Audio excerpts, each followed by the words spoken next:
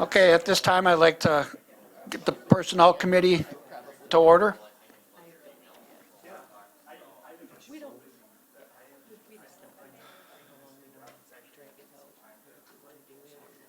I don't have a gavel. Okay. Thank you. I'll ask the clerk to take the roll.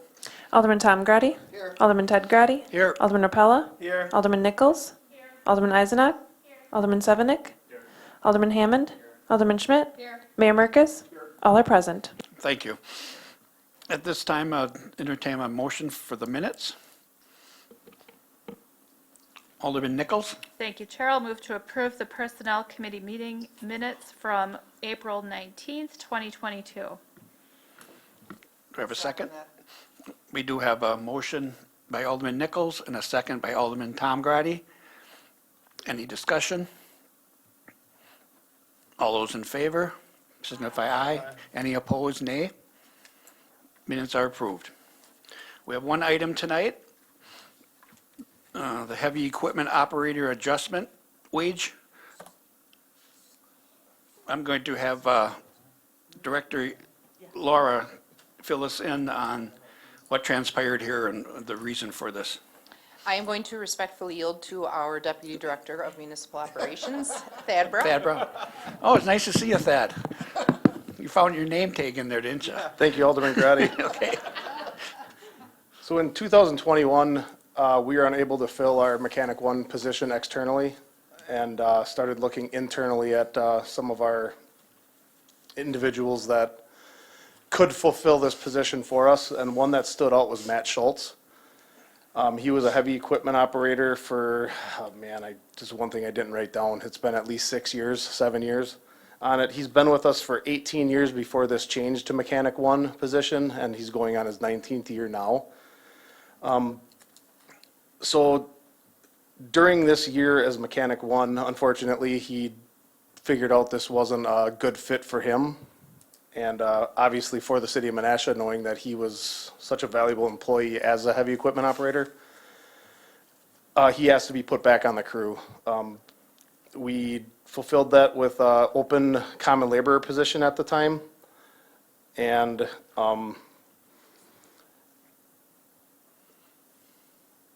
we would like to we strongly believe Matt Schultz should be reinstated into his previous position as heavy equipment operator, where he can continue to teach and train Manassas future equipment operators. This increase to the budget would be $3,744, which we've already made up with the 6 weeks of no common laborer and the 11 weeks of no Mechanic 1 from this year.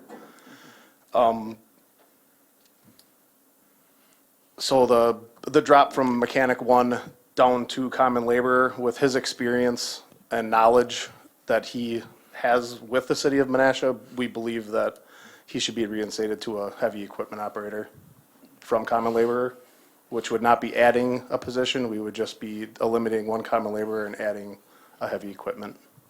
Right, and Director Brown, can you also, he did volunteer for this. He did stand up and say, hey, I'll take it on and try it. And for that, I commend his effort. And I think it'd be a bad precedence if we don't encourage people to move up, and if it doesn't quite work, we can't just say, sorry, So I'm glad you were able to find a fit for this and make it work. So I'm going to Alderman Nichols. Thank you, Chair. Move to recommend to council reinstating Matt Schultz to a heavy equipment operator at $29.50 an hour. That's $61,506 annualized, effective May 16th, 2022. Second. Okay, we have a motion. We have a motion by Alderman Nichols and a second by the mayor. Any other discussion? I see we have some lights on here. I have my light on still. Oh, you still. Thank you. I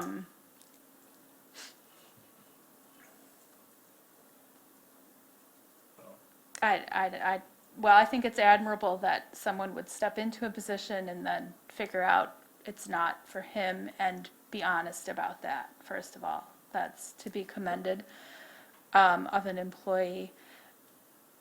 I am happy to see that this recommendation of $29.57 an hour lands in the middle for him, somewhere between what he was making as as the mechanic and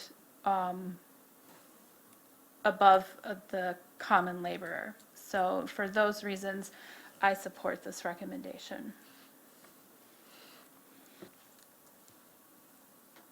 I see the city attorney has her light on, maybe it's a HR question. Go ahead. I just wanted to mention the reason that it's here is because what happened is when this person left his position and went into the mechanic position, his position then was filled. Okay. And then, you know, he couldn't go back into it. And the only thing that was available at that time was a step down. And so he did take that, so all this time, that's what he was doing. And in order to get him close to where he was, then it would be creating the new position and then eliminating one common labor. So I just wanted to mention Yeah, that's why. thanks for verifying. Alderman Stevanik. Thank you, Chair. This is related, but not related to this, and that is my concern was, did we fill the position of a mechanic? So Yes, that- we did. He started on the 25th. Okay, thank you. Alderman Rapella. Thank you very much, Alderman Garotti. Chair. Chairman, I'm sorry, yes. Couple things, Thad. Your numbers for the heavy equipment operator, were you supposed to have one and then 5 common laborers? Was that your roster in your initial plan? Thad? I'm trying to grasp what you just said, so. Okay, I'll repeat 1 it minute, real please. slow. I'll talk Yes. slower. Yes, Do you need- Yes. Okay. Thank you, Alderman Captain. Or Attorney. HR. So you had 1 heavy equipment operator and 5 common laborers. Then, at the start, before he even took this job, that was your original lineup. And now, all of a sudden, we've dropped from 5 down to 4, and now given ourselves 2 heavy equipment guys and 4 common laborers. Meaning we're still short a common laborer, but we're heavy on the heavy equipment guys because we have 2 now versus 1 at the start of the season. That is correct. Okay, all right. So you must have had to find another heavy equipment operator that replaced Matt Schultz, correct? Correct. Okay. Can he not be put down to common laborer and give Matt Schultz his job back? Because you only need 1. The individual you're referring to is Corey Harrison, and I believe off the top of my head, he has 23 years of experience in the position right now. So Well, how did you're you saying get- move how him did- down to common labor, you're saying? Well, I'm just saying, who was the common laborer guy that you moved up to heavy equipment when Schultz stepped down? We didn't move a common laborer up to heavy equipment. It went from common labor to truck driver to Okay, a sewer assistant or light equipment to heavy equipment. So there's a bunch of moves that we made to get to this okay. scenario we're in right now. Kind of like the Brewers with the relief pitchers, 6th inning, 7th inning, 8th inning. Okay, Adam, who was our superintendent before Laura, he had left the city, and when he came back, he didn't start back at his normal job, he started back as some type of custodial staff member, because that was the only job that was open, correct? I cannot speak to that. I wasn't here at the time. Okay. We'll let the mayor want to answer that? Or no? I wanted to make a comment about, we had at least 2 heavy equipment operators 15 years ago. So when I started here, we had 3 heavy equipment operators, and we had all truck drivers except for maybe 2 common laborers that after 6 months would automatically be bumped up to truck drivers, so we didn't have any common laborers at the time when I started. Okay. So I just wanted to comment that we did have more than one heavy equipment operator in the past. Okay, And in fact, we're down 1 person as a whole in Public Works understood. since I started with the city. In hindsight, would it have been, is there some way that we could put into writing that we should, anybody who's going to do this in the future, would we give them a trial, 1-year contract to say, you've got 1 year to decide whether you want to stay or you can get your job back, have them decide after 1 year? Something, I'm gonna have Pam Attorney Captain I mean, the answer fire that. department did something like that. They had the guy hired, but he knew if the person didn't retire, he was gonna lose his job or whatever. So, go ahead, Pam. Go ahead, Pam. HR. That was how it was written in the union contract, when there was a union. Okay, A person, if they would move and try a new position, they were able to then bump, but not since there isn't any union contract. That is Okay. not the policy any longer. So what happens is if someone moves into the position, whatever that position is, well, first of all, if they put someone else in it from the outside, it would be probably difficult to find someone if you're going to tell them, sorry, but this might not be your position. Sure. We're going to hire you and someone could bump you out of it and you won't have a job.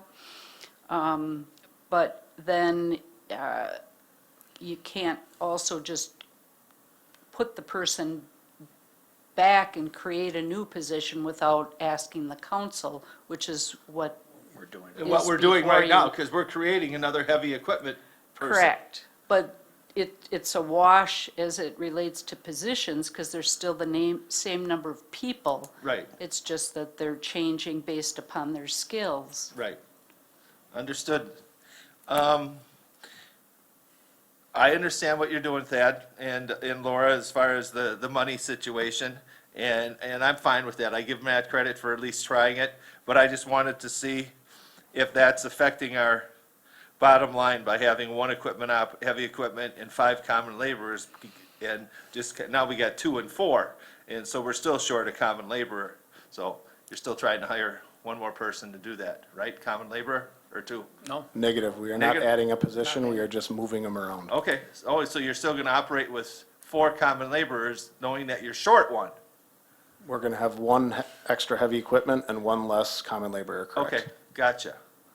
Okay. Thank you. All right, that's good. Alderman Sevenick. Thank you, Chair. So I don't see where there's any issue with having an additional heavy equipment operator. In fact, I'm sure that there are a number of individuals that would qualify to even be in that position that are at the garage. So, and then I forget where I read it, must have been in this memo somewhere, that this individual is also a good teacher, as someone that can train future individuals, even if that individual is a common laborer, to teach them how to use this equipment. So there's multiple positions there, and I don't have a problem with this. It's unfortunate that he couldn't stay in the position, but there's no, like, adding or whatever. I just want to make that clear to Randy, that, like the mayor had mentioned, at one point there was probably 3. So, Any other discussion? Clerk, can we take a roll? Langdon and James get to vote again. Motion carries 8-0. All right, with that, I'll entertain a motion for adjournment. Motion made by Alderman Nichols and seconded by Ann Schmidt. All those in favor? Any opposed, nay? We are adjourned. Thank you.